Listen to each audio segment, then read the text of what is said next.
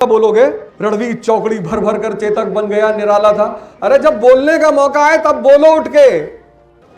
और युवाओं को ढेर सारा आशीर्वाद। दुनिया में सबसे बड़ा सम्मान है शिक्षकों से सम्मान प्राप्त करना, उससे बड़ा कोई सम्मान ही नहीं है। मैं इतनी जगह जाता रहता हूं, पर जब मैं कॉलेज में जाता हूं और शिक्षकों के सामने, अब जो खुद ही मोटिवेशन का इतना भंडार है, आज इस देश में मोटिवेशन की जरूरत नहीं पड़ती। अगर आज इस देश के युवाओं को मोटिवेशन की जरूरत क्यों पड़ रही है? उन्होंने दो लोगों का पैर छूना बंद कर दिया, एक माँ बाप का, एक शिक्षकों का।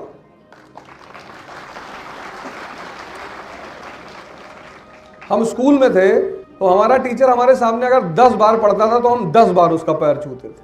हमारे पिताजी कहते थे कि बेटा ये दो लोग दुनिया में ऐसे हैं जो इतना बड़ा दान देते हैं, शिक्षक और माँ बाप। इनको सिर्फ एक चीज की जरूरत होती है और उसके बदले में रिटर्न इतना ज्यादा है कि LIC, HDFC, ICICI ये सब दे ही नहीं सकते। और वो रिटर्न क्या है? आशीर्वाद। मांगते कुछ नहीं है। हमारे शुक्ला सर है, बायोलॉजी पढ़ाते थे हमें क्लास 11th में, तो शहर में मिल गए पिछले हफ्ते। रोका मैंने उन्हें, अपने बेटे के साथ जा रहे थे और पकड़ लिया हम सब लोगों ने। हम 2-3 दोस्त थे, वो वहीं रोने लगे। हमने कहा सर साथ में आज साथ में डिनर करेंगे, साथ में बैठेंगे, साथ में घूमेंगे। तो मैं आपसे सबसे पहला निवेदन इस मंच से कर रहा हूं कि उस आशीर्वाद को लेना फिर से शुरू कर दें। आपको शायद आगे आने वाले समय में फिर कभी मोटिवेशन की जरूरत नहीं पड़ेगी। जीवन में जीने के लिए शक्ति की जरूरत है, मोटिवेशन की जरूरत नहीं है।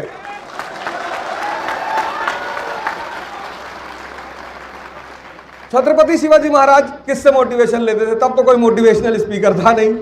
अगर जीवन मोटिवेशन पे चलता तो छत्रपति शिवाजी को किससे राणा प्रताप, राणा सांगा, ये सब योद्धा थे। और सबसे बड़ी बात, जो इसे किताब कहना तो बहुत छोटा शब्द हो जाएगा, गीता। अरे जिस देश में इतना बड़ा ग्रंथ है, स्वामी विवेकानंद पेरिस में थे तो बहुत सारे धार्मिक ग्रंथ रखे थे और सबसे नीचे गीता रखी थी। तो किसी प्रीस्ट ने उनसे मजाक किया, कहा स्वामी जी देख रहे हैं आप अपनी गीता की हालत देख रहे हैं, कहां रखी है? बोले यार देख तो रहा हूं, और ये भी देख रहा हूं कि अगर इसे नीचे से हटा दोगे तो बाकी सब भर भर करके गिर जाएगी। बेस है, फाउंडेशन।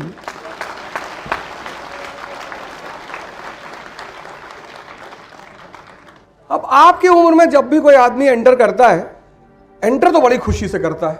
हर बच्चे की तमन्ना है कि मैं जल्दी से जवान हो जाऊं।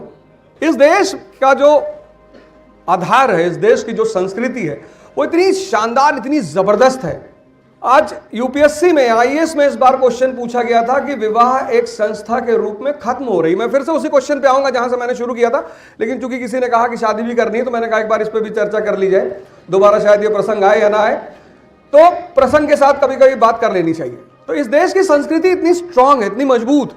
डाइवोर्स जो वर्ड है वो वेस्टर्न वर्ड है, हमारी संस्कृति में है ही नहीं, उसकी जरूरत ही नहीं थी। क्योंकि विवाह भारत में एक धार्मिक कृत्य है, उसका एक कर्तव्य है सृजन करना और दूसरा काम है मुक्ति। पूरी एक शास्त्र लिखा हुआ है विज्ञान भैरव तंत्र का। लेकिन स्त्री चूंकि भगवान की प्रतिनिधि है धरती पे, पुरुष को नाराज होने की जरूरत नहीं, मैं उस पर भी चर्चा कर लूंगा। स्त्री जो है वो भगवान की धरती पर प्रतिनिधि है और भगवान के साथ ही रहेगा, भिखमंगों के साथ कभी नहीं रहेगा। उसका एक नेचर है, उसकी तुम आवश्यकता कहो या उसकी जरूरत कहो। वो अब शिव जी का जो रूप है, मतलब उनकी पत्नी को घर चाहिए रहने के लिए, तो लड़ नहीं रहे हैं कि नौकरी करूं, कि बच्चों को पालूं, कि तुम्हारे लिए घर बनवाऊं। कोई झगड़ा नहीं, कुछ नहीं। पार्वती जी ने कहा यार मकान चाहिए हमारे लिए, घर बनवाओ। तूने कहा बिल्कुल बनवाते। तो कुबेर जी को बुलवाया, धन के देवता, और सोने का महल बनवाया। जब इतनी शक्ति पैदा कर लो तब शादी करना। ये जो भी शादी के लिए परेशान हो, समुद्र मंथन से 2 चीजें निकली, एक तो विष निकला, एक अमृत निकला। अमृत पीने के लिए देवता परेशान है, राक्षस परेशान है, लेकिन विष किसने किया? भगवान शिव ने। और ये शिव है और ये विष है क्या? ये समाज। ज्यादा पॉजिटिव हो जाओगे तो समाज चिंतित हो जाएगा कि यार इसको दुखी कैसे करे यार। ये विष कहीं बाहर नहीं है, हम सबके साथ है। बुद्ध ने तभी तो कहा कि संसार दुखमय है, दुख नहीं है। ये संस्कृति इतनी प्यारी है, भारत इतनी स्ट्रांग, पूरी दुनिया में। अभी दुबई में था, गीता पे ही चर्चा थी।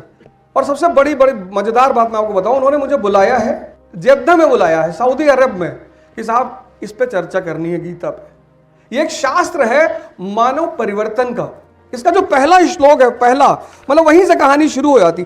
4 आदमी का कन्वर्सेशन है ये पूरी गीता। ये कोई युद्ध थोड़ी है, ये 4 आदमी का कन्वर्सेशन है और इस कन्वर्सेशन में ह्यूमन परिवर्तन, हम सब सेंसस के लेवल पे जन्म लेते हैं, इंद्रियों के लेवल पे। जो डायलॉग शुरू हो रहा है, जो मैंने कहा ना पहला जो श्लोक है, पहला वो डायलॉग शुरू हो रहा है धृतराष्ट्र उवाच। आप में इसको चार लोग इसमें बात करते हुए आपको मिलेंगे पूरे गीता में। धृतराष्ट्र, संजय, कृष्ण, अर्जुन, सिर्फ 4।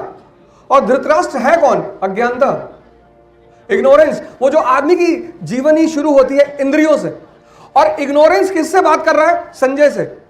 संजय कौन है? धैर्य। कृष्ण परमात्मा, परम शक्ति। अर्जुन आत्मा। हम सब सिर्फ 4 आदमी का कन्वर्सेशन। सिर्फ अज्ञानता किससे देखता है? धैर्य से।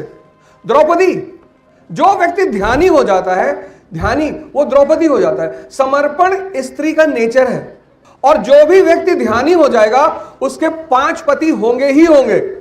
लड़के क्यों ताली बजा रहे भैया? जो भी ध्यानी हो जाएगा, कितनी बड़ी बात। इसको सिर्फ देने से काम नहीं चलना है, इसको हर युवा को अपना ग्रंथ बनाना पड़ेगा। जो ध्यानी हो जाएगा, ध्यानी, उसके 5 पति होंगे। पहला पति युधिष्ठिर। युधिष्ठिर यानी धर्म। धर्म वो नहीं हिंदू, मुस्लिम, सिख, ईसाई धर्म, इटर्नल। जैसे गुरुत्वाकर्षण है, ये धर्म है, वो धरती छोड़ ही नहीं सकती। पहला पति युधिष्ठिर यानी धर्म। दूसरा पति अर्जुन, अनुराग। तीसरा पति भीम, भाव। कितने सारे लोगों ने भजन बनाया, भाव के भूखे हैं भगवान। चौथा पति नियम, नकुल। और 5वां पति सत्संग यानी सहदेव। बड़ा हमला होता है भारतीय संस्कृति पर, इतनी कहानियां लिख डाली, इतना ये कर डाला, 33 करोड़ देवता पूजा करते। पढ़ो तो भैया इस संस्कृति को। अभी जो प्रभु राम का मंदिर बना अयोध्या में, जिसको लेकर शायद पूरी दुनिया उत्साहित है, इतने लोग आ रहे हैं पर डे पूरी दुनिया से, और आपके सबके सामने घटना घट रही है। भारत के भगवान, भारत के लोगों के लिए भगवान है, महानायक है इस विश्व के। श्री से प्रभु तक की यात्रा का सिद्धांत बताते हैं। अब इस क्लास में इतने सारे युवा बैठे हैं और सबने मंदिर का में प्राण प्रतिष्ठा वाली इंसिडेंट्स को देखा। कितने लोगों को पता है डिफरेंस रामायण और रामचरितमानस में? आराम से। अब पहले इधर से पूछ ले, कितने लोगों को पता है रामायण और रामचरितमानस में अंतर? अरे ट्राई तो कर लो यार कम से कम। हाँ भाई, अच्छा। और रामायण?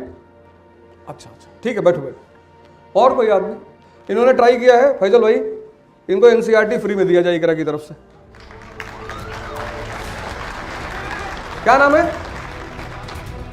सुशांत। इनको एनसीईआरटी दिया जाए। इनका नाम लिखो भाई, कुशागर का। इतनी भीड़ में कम से कम कोई आदमी हिम्मत तो कर रहा है। बोलोगे तो ऐसा वीर रस वाली कविता बोलोगे, रणवीर चौकड़ी भर भर कर चेतक बन गया, निराला था। अरे जब बोलने का मौका आए तब बोलो उठ के। कुशागर को एनसीईआरटी इकरा की तरफ से फ्री।